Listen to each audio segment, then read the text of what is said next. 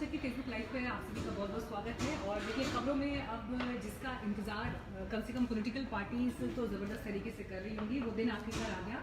आज शाम 4:30 बजे इलेक्शन कमीशन प्रेस कॉन्फ्रेंस करने वाला है और इस प्रेस कॉन्फ्रेंस में 4 स्टेट्स, 4 राज्य और एक केंद्र शासित प्रदेश में चुनाव कब होंगे इसकी तारीखों का ऐलान हो जाएगा।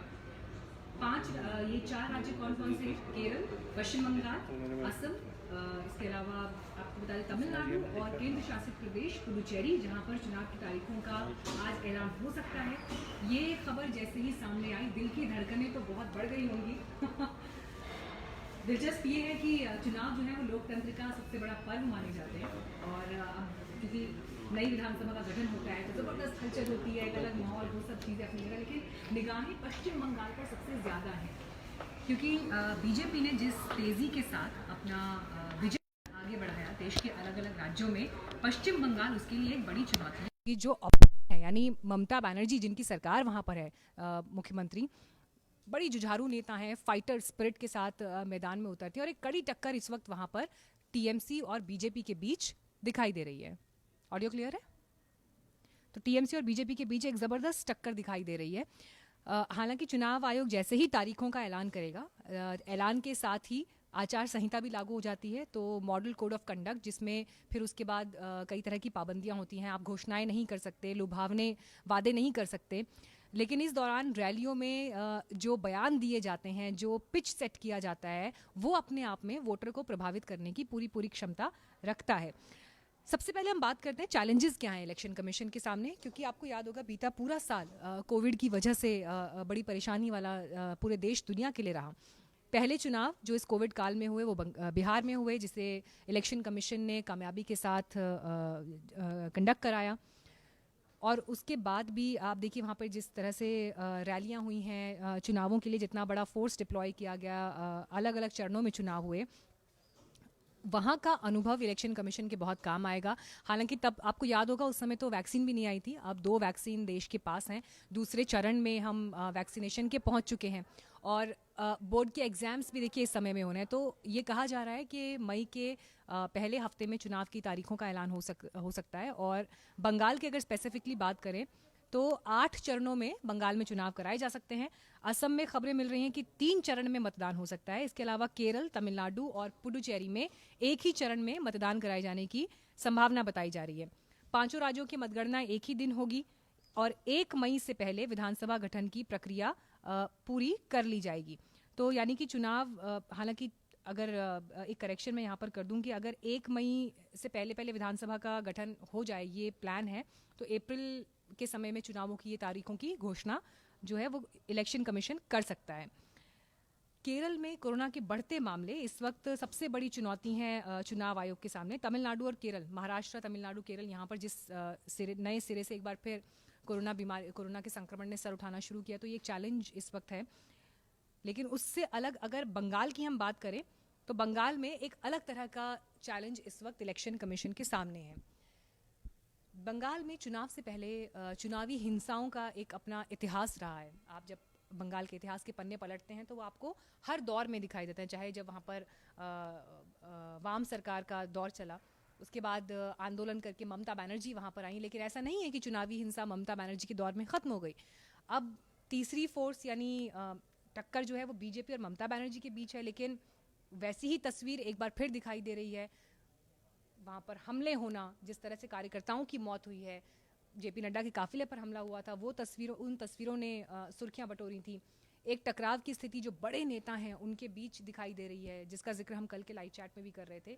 और चुनाव आयोग की टीम भी जब बंगाल गई थी तो उन्होंने इस बात पे चिंता जाहिर की थी और जो लोकल एडमिनिस्ट्रेशन के साथ जो चुनाव आयोग ने बैठकें की उसमें उन्होंने नाराज़गी जाहिर की कि आखिर राज्य सरकार की ये बड़ी जिम्मेदारी है कि कानून व्यवस्था बनाए रखे, लेकिन इस तरह की घटनाएं जो हो रही है, चाहे वो पॉलिटिकल किलिंग्स हो, जिस तरह से बम लोकल लेवल पर वहाँ पर इस्तेमाल हो रहे हैं, ये किसी भी सभ्य समाज में जहाँ पर लोकतांत्रिक तरीके से चुनी हुई सरकार है, एक व्यवस्था है, एक सिस्टम काम करता है, वहाँ आखिर कैसे हो सकता है। तो ये चुनाव आयोग की नाराज़गी थी। अब इसके मद्देनजर देखिए शांतिपूर्ण तरीके से चुनाव वहाँ संपन्न हो, इसको लेकर केंद्रीय सुरक्षा बलों की 125 कंपनीज वहाँ पर तैनात हो जाएंगी। सीआरपीएफ की 60 कंपनी, बीएसएफ की 25, एसएसबी की 30 कंपनी, सीआईएसएफ की 5 कंपनी और आईटीबीपी की 5 कंपनी इसमें शामिल हैं। तो इस सोर्सेज से ये तमाम खबरें हमें मिल रही हैं। बंगाल में 294 सीटों पर चुनाव होने हैं, असम में 126 सीटों पर, तमिलनाडु में 232 सीटें दांव पर हैं और पुडुचेरी जहां पर इन दिनों राष्ट्रपति शासन लगा हुआ है, कांग्रेस सरकार अपना बहुमत क्योंकि साबित नहीं कर पाई थी, नारायणसामी की सरकार वहां पर गिर गई थी, तो 30 सीटों पर यहाँ चुनाव है। और केरल में 140 सीटों पर चुनाव होना है। 2016 के चुनाव में वाम दलों की अगुवाई वाली एलडीएफ ने 91 सीटों पर यहाँ जीत दर्ज करके सरकार बनाई थी। तो कांग्रेस की अगुवाई में यूडीएफ 47 सीटें जीतने में कामयाब हुई थी और इस बार भी जो मुख्य तौर पर लड़ाई है वो एलडीएफ और यूडीएफ के बीच ही वहां पर दिखाई देती है।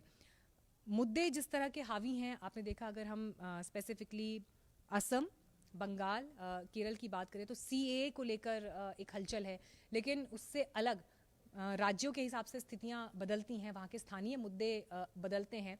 लेकिन एक बड़ी ताकत के तौर पर क्योंकि बीजेपी दिखाई देती है और अलग अलग राज्यों को लेकर जो उनकी स्ट्रैटेजी है, बड़े नेता जिस तरह से मैदान में उतर रहे हैं, आप देखिए पश्चिम बंगाल में 2 मार्च को योगी आदित्यनाथ जाने वाले हैं, केंद्र से बाकी मंत्री वहां का दौरा कर रहे हैं, सेंट्रल लीडरशिप लगातार वहां पर आक्रामक तरीके से प्रचार कर रही है और जैसे ही चुनाव की तारीखों का ऐलान यानी आज शाम 4:30 बजे इस पर तस्वीर साफ होगी, तो ये जो चुनावी रणनीति है अलग अलग दलों की वो और ज्यादा आक्रामक होती चली जाएगी।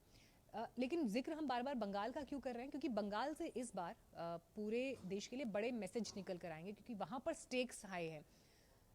जिस स्तर का प्रचार बंगाल में बीजेपी के टॉप लीडरशिप ने किया है, जो चुनावी विश्लेषक हैं या जो बाकी वरिष्ठ पत्रकार हैं, वो अक्सर ये कहते हैं कि हमें जो हलचल दिखाई देती है मंच में, रैलियों में, बयानों में, वो वोट में किस हद तक तब्दील होती है, ये एक अलग पूरी तरह से मामला है। इसके लिए इंतजार करना होगा चुनाव नतीजों का। लेकिन जो मेहनत और जिस तरह से पसीना बीजेपी इस वक्त बंगाल में बहाती हुई दिखाई दे रही है, वो चिंता ममता बनर्जी के लिए भी पैदा करी और यही वजह है कि जो तलखी चुनाव के दौरान जो तलखी इस वक्त बीजेपी की टॉप लीडरशिप और टीएमसी के नेताओं में प्रमुखता से ममता बनर्जी के बयानों में झलक रही है, वो अपने आप में एक बड़ी कहानी कहती है। हाल ये हो गया है कि देश में जनता अगर राज्य के लिए एक सरकार को चुनती है, केंद्र के लिए अलग विजन के साथ किसी दूसरे दल को अगर चुनती है, लेकिन इस संघीय ढांचे में अगर एक सामंजस्य नहीं दिखाई देता है, यानी केंद्र और राज्य, ये अगर केंद्र में दूसरी पार्टी की सरकार है, राज्य में दूसरी पार्टी की सरकार है, लेकिन जिस सामंजस्य के साथ उनको जनता के हित के लिए काम करना चाहिए, अगर वो नहीं हो पा रहा है, तो फिर ये नुकसान आम जनता का है। और यही तस्वीर अगर आप बंगाल में देखें तो इस वक्त दिखाई देती है। बीजेपी लगातार कहती है कि जो हितकारी योजनाएं हम लागू करते हैं, ममता बनर्जी उन्हें लागू नहीं होने देती अपने राजनीतिक वजहों से। और ममता बनर्जी की पार्टी की तरफ से ये दावे किए जाते हैं कि केंद्र सिर्फ ध्रुवीकरण की एक राजनीति कर रहा है, इस वजह से वो बंगाल में ऐसे बयान देता है, जबकि इन बयानों में कोई सच्चाई नहीं है।